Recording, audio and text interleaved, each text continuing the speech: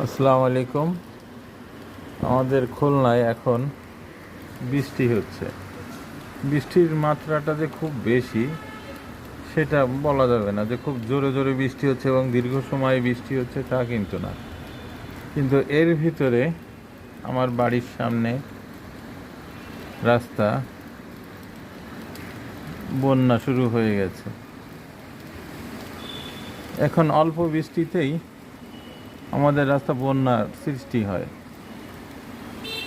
বাড়ি থেকে বেরোনো যায় না, বাড়িতে ঢোকা যায় না,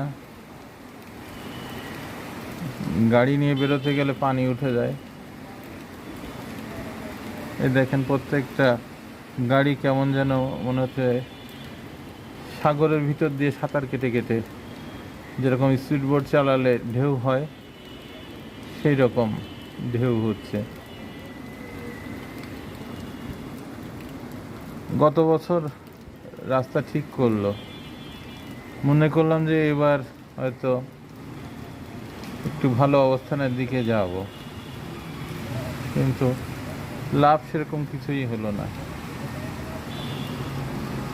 একেবারে স্যার ইকবাল রোড থেকে শুরু করে আমাদের এই মডার্নের মোড় পর্যন্ত একই অবস্থা।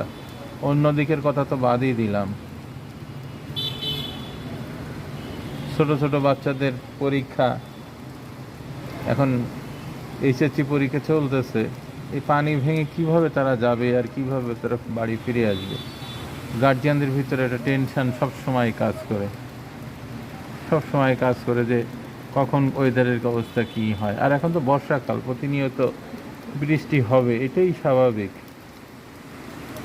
কিন্তু আমরা নগরবাসী কোনোভাবেই শান্তিতে বর্ষাটা কাটাতে পারি না।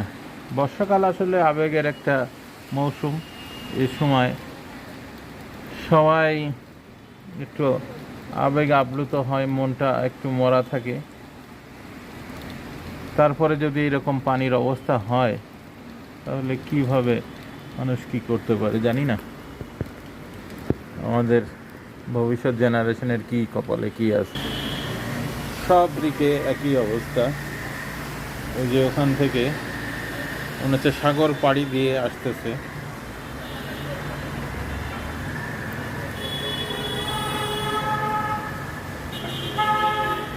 আমি দেখানোর চেষ্টা করতেছি, বাট কতটুকু বোঝা যাচ্ছে আমি জানি না।